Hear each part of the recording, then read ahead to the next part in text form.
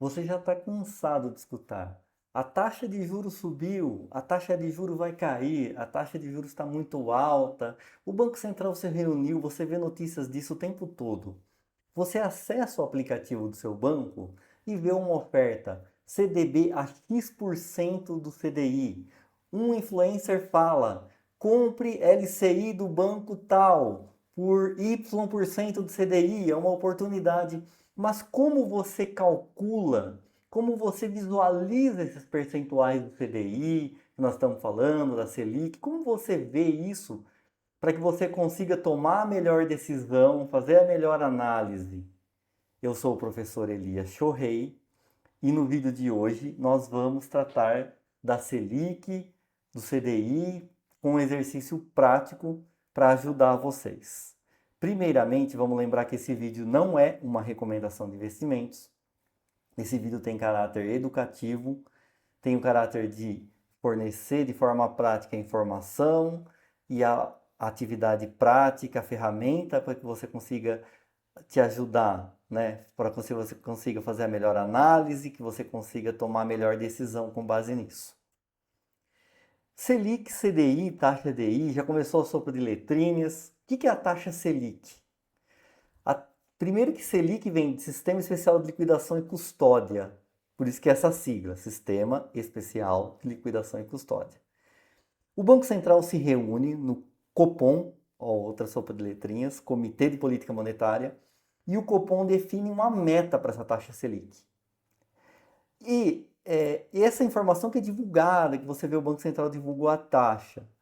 E existe também uma taxa que é chamada Selic Over. Nossa, eu pensei que era só uma taxa, que é aquela. Aquela é a meta. A Over é que na prática, na negociação das operações diárias entre bancos, há um empréstimo entre eles. Não é que os bancos ficam quebrados. Pode ter que bancos tenham necessidades diárias, pontuais, de liquidez. Então, um banco que está superavitário naquele dia pode emprestar, uma instituição que está superavitária pode emprestar para um outro que está precisando. É diário, é um dia. Daí o overnight. Bom, e aí isso daí eles fazem esses empréstimos e dão títulos públicos como garantia. E aí, com base nessas taxas, você tem a Selic Over, que ela é um pouco menor que a Selic Meta. Bem, e por que existe essa taxa Selic? Qual que é a função dela? De uma forma simples, vamos entender aqui. Se o governo paga uma taxa de juro maior e o governo ele é considerado aqui dentro risco zero, se ele paga uma taxa maior, o prêmio para emprestar para o Elias, por exemplo, tem que ter um prêmio de risco. Então, se o banco, a taxa que o governo paga aumenta, a taxa para o Elias vai aumentar. Se a taxa para o governo diminui, a taxa para o Elias, que quer comprar um carro, por exemplo, quer comprar um imóvel, vai diminuir. Quer comprar uma geladeira, vai tomar crédito. A maior parte das vendas de automóvel, de linha branca, é com crédito. O varejo depende muito de crédito, as empresas dependem, a economia nossa funciona muito com crédito. Então, quando o Banco Central, o Copom, muda essa taxa, ele influencia o crédito. E aí vai afetar o consumo. E se eu faço um controle do consumo, da demanda, eu vou ter uma influência nos preços. Se eu diminuo a demanda, né, eu estou falando de uma forma simplista, existem outras N questões que envolvem isso, mas de uma forma prática para você entender. E se há uma diminuição dessa taxa, o crédito fica mais barato, você tem um estímulo. Então, periodicamente, o Comitê de Política Monetária se reúne, 45 dias, e ele define quanto vai ser essa taxa. Bom, e aí como que funciona esse overnight que a gente está falando aqui de forma simples? Então, o banco A, ele tem uma sobra de caixa que ele vai fazer um empréstimo para o banco B naquele dia. Se for feito esse empréstimo com garantias em títulos públicos, essa taxa vai ser a taxa Selic Over. Mas não é só esse instrumento que existe. É possível fazer isso com a emissão de um certificado de depósito interfinanceiro, que é um CDI. Esse certificado de depósito interfinanceiro, ele vai ter uma taxa, que é a taxa DI, que é um pouco menor que a taxa Selic, em torno de 0,10. Aqui está a taxa de depósito interbancário, mas é interfinanceiro. Então, e assim, essa taxa ela é usada para remunerar N produtos principalmente produtos bancários, mas crédito privado de outras empresas. Ela tem uma influência na economia, no mercado de investimentos. Então, CDB, por isso que você vê lá, CDB pagando 100% do CDI, LCI pagando 93%, 90% do CDI, e até como um benchmark, é um parâmetro, principalmente na renda fixa, para fundos, para fazer comparações. E aí, então, eu tenho a Selic Over, que são as operações lastreadas com título público entre os bancos, e eu tenho a DI, a taxa DI, que dos certificados do CDI que os bancos emitem.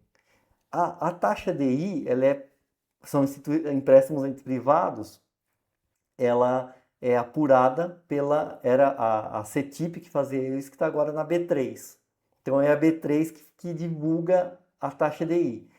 E a Selic é das negociações quando tem título público. Então não é quem divulga a taxa DI é a B3, é diferente. Elas estão ligadas por quê? Porque se a Selic subir, a meta vai subir, a Selic over sobe das negociações, porque a taxa que o Banco Central, que o Copom definiu está maior, e consequentemente a taxa DI. Então isso tem uma influência muito relevante na economia. É a taxa básica. Vamos fazer um exercício prático que vai ajudar muito aqui. Então nós vamos usar a calculadora do cidadão do Banco Central. Vamos aqui na calculadora do cidadão. Está aqui a calculadora do cidadão do Banco Central. Então vamos fazer aqui um exercício de exemplo. Vamos colocar aqui um valor de. Vamos colocar um período de 5 anos aqui a título de exemplo. Aí você pode fazer a data aí que você achar melhor. São dados históricos. Colocar 1/8 de 2021, 31/7 de 2026, 100 mil reais. Vamos colocar aqui 100% do CDI, ó. Então, 100 mil reais a 100% do CDI teria rendido nesse período 78%. Então, era para você ter esse valor aqui, ó. 178.832,49.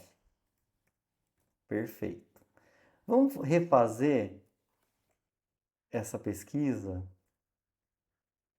Colocar o mesmo período. Ah, mas se eu tivesse 100% do CDI, 110% do CDI, perdão. Aí você já teria 89,53% no período e daria 189 mil, certo? Isso, de 10% do CDI nesse período, daria uma diferença de 10.700 no bruto. Claro que você tem N outros fatores para considerar isso. Você vai olhar só o percentual do CDI? Não, você tem que ver se você vai travar, né? A gente vai discutir mais isso. Se você vai ter que travar o dinheiro, quem que é a instituição que está te pagando essa taxa. Então tem imposto de renda? Não tem, tem N outras questões. Como a gente viu recentemente um caso de um banco que pagava muita taxa muito alta, e então assim, você tem questões de risco também, tá? Isso aqui é apenas um dos fatores que você olha. Vamos também fazer uma outra comparação aqui, ó. Vamos pegar um produto que se você tivesse investido num produto isento, ó. Certo? Vamos colocar aqui os mesmos 100 mil, porque o influencer X falou que eu tenho que comprar esse produto, que é uma oportunidade, porque não tem imposto de renda. Então, olha que interessante, os 100 mil, se você tivesse pegado um produto que paga 93% do CDI, nesse período aqui de 5 anos, você teria tido 71%, 71% de retorno, correto? Tá. Vamos lá, então, pegar um produto, fazendo essa mesma comparação no mesmo período, colocar os 100 mil reais no 100% do CDI, só com um produto, vamos fazer a comparação aqui, ó. Ó, 100% do CDI nesse mesmo perdão. Vamos corrigir a pesquisa aqui, ó.